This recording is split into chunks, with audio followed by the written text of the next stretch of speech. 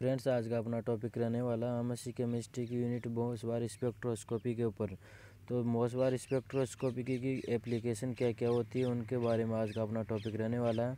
और generally exam में जो अपनी मोसबार स्पेक्ट्रोस्कोपी उसकी एप्लीकेशन में उसकी जो बायोकेमिकल एप्लीकेशन है उसके बारे में जनरली पूछा जाता है। तो आज हम इसकी जो मोसबार स्पेक्ट्रोस्कोपी उसकी क्या क्या बायोकेमिकल एप्लीकेशन है उनके बारे में स्टडी करेंगे। तो आज का अपना लेक्चर इसकी मोसबार स्पेक्ट्रोस्कोपी का लास्ट लेक्चर और इसका बायोकेमिकल एप्लीकेशन के ऊपर रहने वाला। तो चलिए लेक्चर को स्टार्ट करते हैं। Mossbauer spectroscopy has been widely applied to bio inorganic and biochemical chemistry specially for study of iron content protein and enzyme.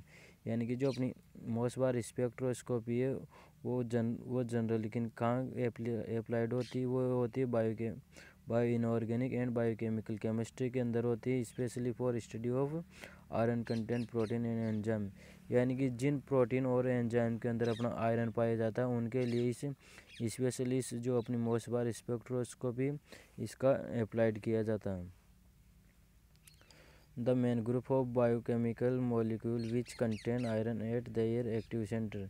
यानी कि वो कौन से ग्रुप है जो अपने एक्टिव सेंटर सक्रिय केंद्र पर वो कौन से जैव अणु हैं जो अपने सक्रिय केंद्र के ऊपर फेरस आइटम को रखते हैं।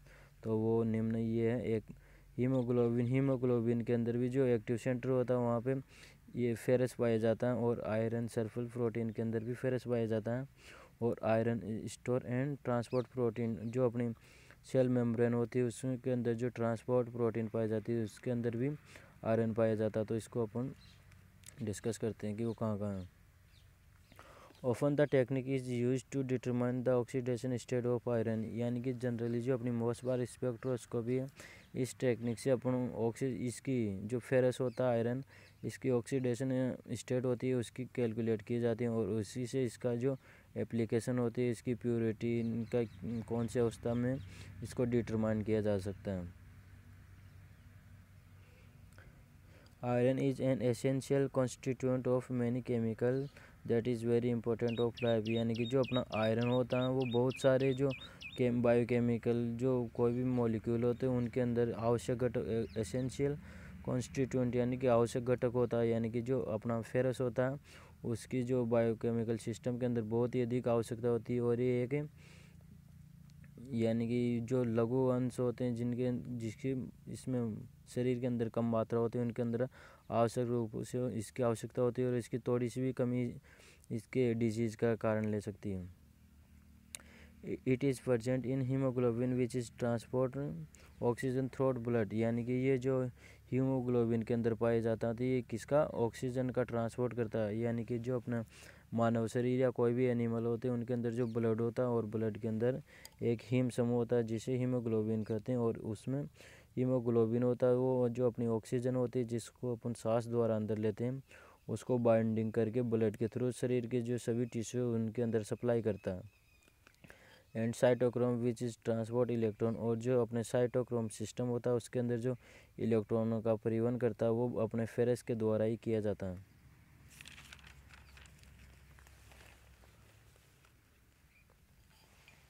The application of Mossbauer spectroscopy with ferrous to the system provide much information.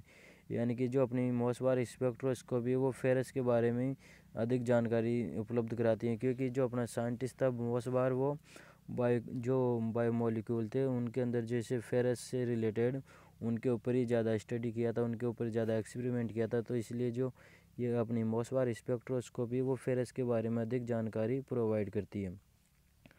मोसबार effect provide a powerful proof of a chemical state oxidation state और इन्वायरमेंट ऑफ आयरन एटम। यानी कि जो अपनी मोसबार स्पेक्ट्रोस्कोपी जो अपना आयरन परमाणु होता है उसकी केमिकल स्टेट यानी कि उसकी जो रासायनिक संरचना क्या होती है कौन सी अवस्था में होता है उनके बारे में जानकारी उपलब्ध कराता है, और आयरन की कौन सी ऑक्सीडेशन अवस्था होती है यानी कि कौन सी में आफी +2 में 3 में इनके बारे में जानकारी देता है।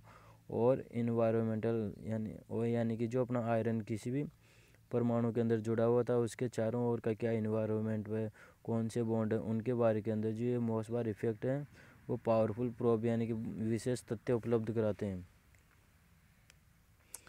The electronics changes during a biochemical reaction are generally centered around the iron atom, यानी कि जो अपनी कोई भी रासायनिक अभिक्रिया होती है जिनके अंदर आयरन प्रेजेंट होता है, तो जो इलेक्ट्रॉन का एक्सचेंज होता है ना, exchange the electron during biochemical reaction, यानी कि अभिक्रिया के दौरान जो इलेक्ट्रॉनों का एक्सचेंज होता है वो अपने जो आयरन एटम होता है उसके आसपास ही होता है, क्योंकि जो ये आयरन है ये आसानी से इलेक्ट्रॉन को रिलीज करके अभिक्रिया को संपन्न कराते हैं।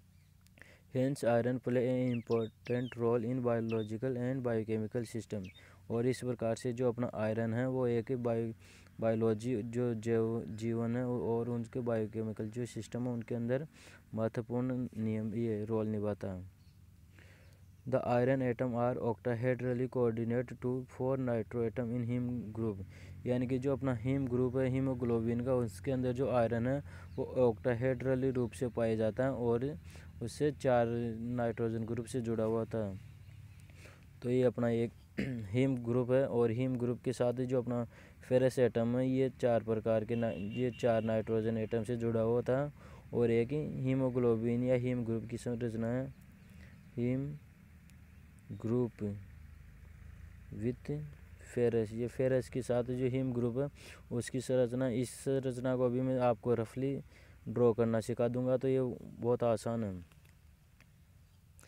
इन healthy blood the iron is Fe+2 being low spin when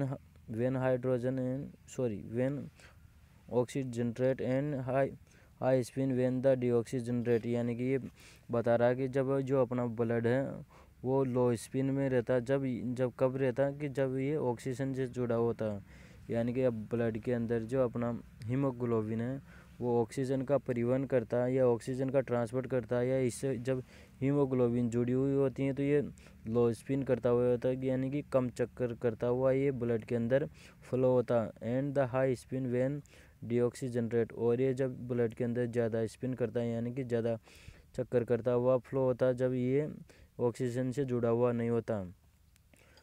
so the iron atom are specially valuable in biological compound, और इस प्रकार से जो अपना ये आयरन है लोहा है वो बायोलॉजिकल कंपाउंड जो अपने जैव कंपाउंड यौगिक है उनके अंदर वैल्यूएबल यानी कि उपयोगी है। तो ये अपना आज का लेक्चर यहीं समाप्त होता है। मैं आपको इसकी जो संरचना है इसकी हीमोग्लोबिन की वो ड्रॉ करना बताता हूँ।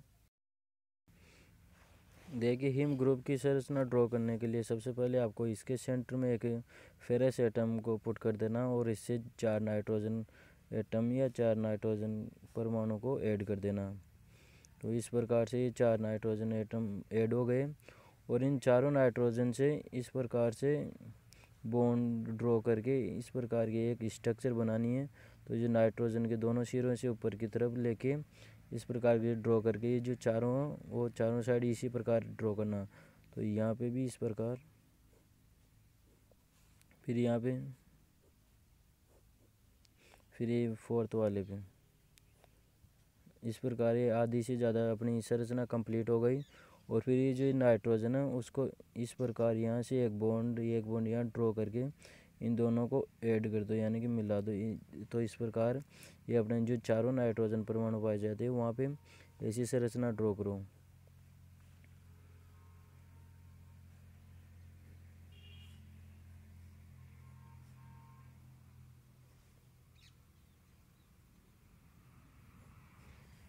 और ये नाइट्रोजन है, एक डबल बॉन्ड यहाँ लगा दो और एक डबल बॉन्ड यहाँ लगा दो, और एक डबल बॉन्ड इसमें यहाँ पे होता है, यहाँ पे एक, यहाँ पे और एक यहाँ पे, एक यहाँ पे, एक यहाँ पे